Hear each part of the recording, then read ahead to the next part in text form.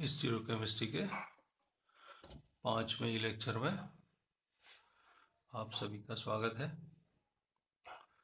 ये बहुत बड़ी समस्या है। इस तरह की 3 डायमेंशनल स्ट्रक्चर होती है। इसको 2 डायमेंशनल जो हमारा कागज है या बोर्ड है उस पे इसको बनाना बहुत कठिन होता है। इसको सरल करने के लिए, समझने के लिए कई साइंटिस्टों ने कुछ फॉर्मूले या किस रूप में आप बनाएं इस तरह का सुझाव दिया है, और इनको हमें समझना पड़ेगा, तभी ये बुक्स में लिखे हुए हमें फॉर्मूले समझ में आएंगे। इसमें फर्स्ट है फिशर प्रोजेक्शन फॉर्मूला। फिशर प्रक्षेपण सूत्र। जो ऑर्गेनिक कंपाउंड है इनमें जो आपके sp3 हाइब्रिड कार्बन के कारण 3 डायमेंशनल टेट्राहेड्रल चतुष्फलकीय संरचना होती है, जैसा मैंने अभी शुरू में बताया था। इसको 2 डायमेंशनल पेपर या ब्लैक बोर्ड पर बनाना कठिन होता है।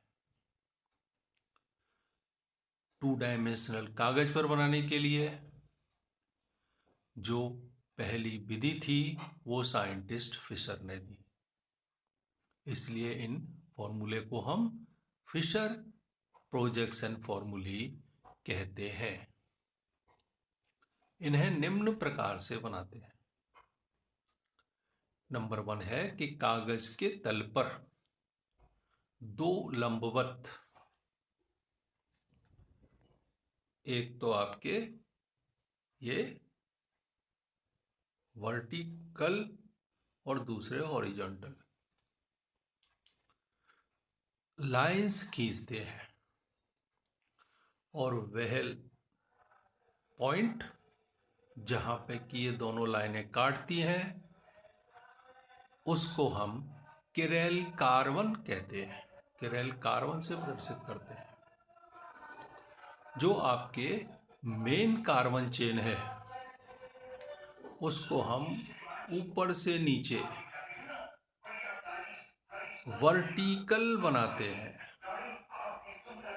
और जो C1 वाला है वो सबसे ऊपर, रिमेनिंग लास्ट वाले 3, 4 नीचे की ओर लिखते हैं। जो आपका किरेल कार्बन एटम है उस पे शेष बचे हुए 2 एटम या ग्रुप को हम हॉरिजॉन्टल लाइन के द्वारा शो करते हैं। जो हमारे ये वर्टिकल लाइन है इसके बंध कागज से नीचे की ओर, और जो आपके ये हॉरिजॉन्टल लाइन है इसके बंध कागज से ऊपर की ओर उठे हुए होते हैं। ये इस तरह से है आपके यदि मॉडल, तो इसमें ये आपके ये दो बंध तो कैसे हैं जो आपकी तरफ दिख रहे हैं। ये 2 बंध तो ये कागज मान लें तो कागज के तल से उठे हुए, और इसको हम सॉलिड लाइन से शो करते हैं डायग्राम में। और ये 2 वाले, ये 2 कैसे हैं पीछे, इन 2 पीछे वालों को हम कैसे शो करते हैं। पीछे वालों को ये दिख रहे हैं 2 पीछे वालों को टूटी हुई लाइनों से, डॉट लाइन से, और आगे दिखने वालों को सॉलिड लाइन से शो करते हैं। तो इस तरह का ये फिशर प्रोजेक्शन फॉर्मूले है। अब इस फिशर प्रोजेक्शन फॉर्मूले में आपको सर्टेन प्रिकॉशंस, सावधानियां रखनी पड़ती हैं। क्या होती है।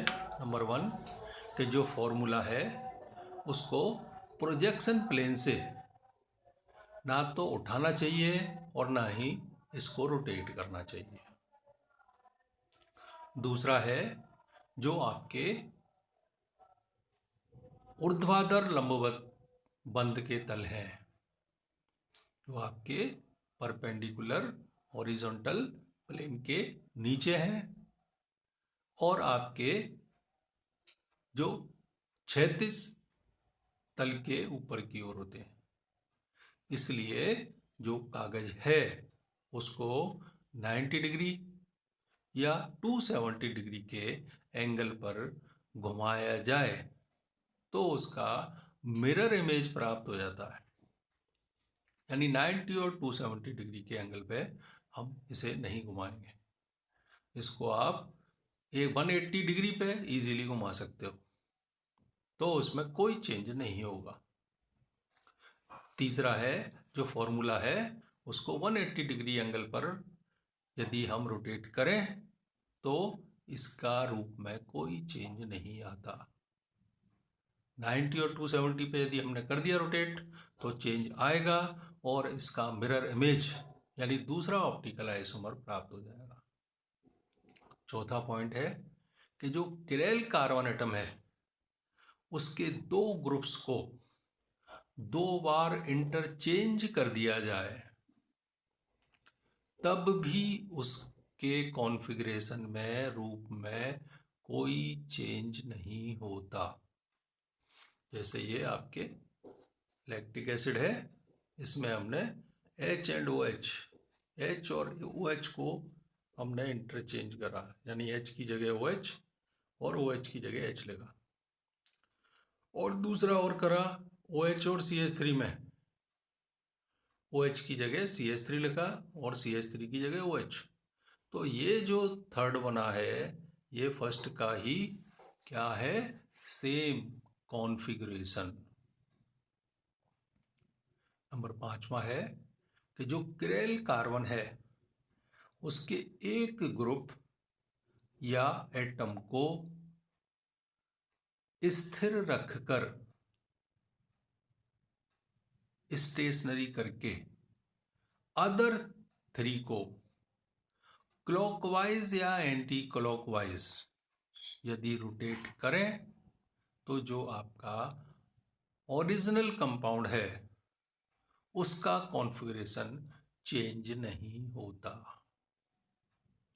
जैसे आपके ये लैक्टिक एसिड में COOH को कांस्टेंट कर दें और ये 3 हम रोटेट कर दें, 3 रोटेट कर दें इस डायरेक्शन में या इस डायरेक्शन में, क्लॉकवाइज रोटेट करें या एंटी क्लॉक रोटेट करें, इनके कॉन्फ़िगरेशन तीनों के सेम ही हैं।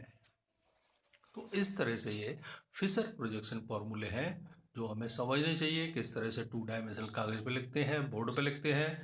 और इनके लिखने की वजह यही है कि 3 डायमेंशनल को हम आसानी से नहीं बना पाते, इसलिए इनको हमें लिखना पड़ता है।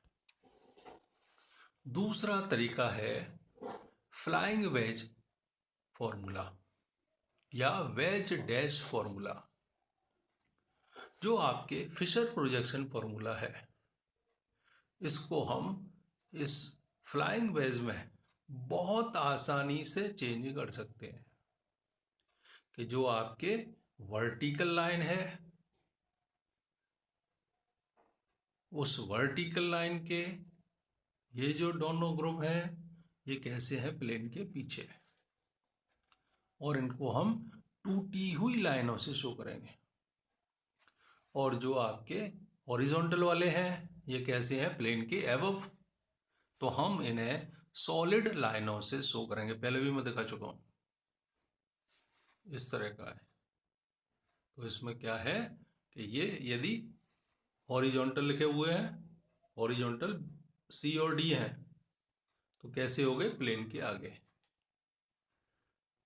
और ये A और B कैसे हैं, पीछे की ओर, तो कैसे हो गए ये आपके प्लेन के पीछे टूटी हुई लाइनों से लिखे जाएंगे। एक तरीका और है कि हम क्या करें कि कार्बन और किन्हीं 2 एटम और ग्रुप को सेम प्लेन में माने तो इनको हम सेम लाइन से लिख देते हैं। जैसे COOH, C और H, इनको हमने सेम प्लेन में मान लिया। तो अब ये रिमेनिंग एक तो कैसा है आपके आगे और दूसरा कैसा है आपके पीछे। आगे वाले को CH3 को हम ठोस लाइन से लिख देंगे, पीछे वाले OH को टूटी हुई लाइन से लिख देंगे। तो ये दूसरा तरीका है आपका फ्लाइंग वेज का। जो किरेल कार्बन है उसके तल में, किरेल कार्बन के तल में ये दो ग्रुप और एटम मान लिए। अब इसके बाद बचा हुआ एक जो तल के ऊपर है, आगे है, उसको सॉलिड लाइन से, और जो तल के पीछे है उसे डॉट लाइन से शो कर देते हैं। तो इस तरह से ये बहुत ही इम्पोर्टेंट है कि किस तरह से ये फॉर्मूले लिखे जाते हैं और हमें किस तरह से इन्हें समझना चाहिए। धन्यवाद।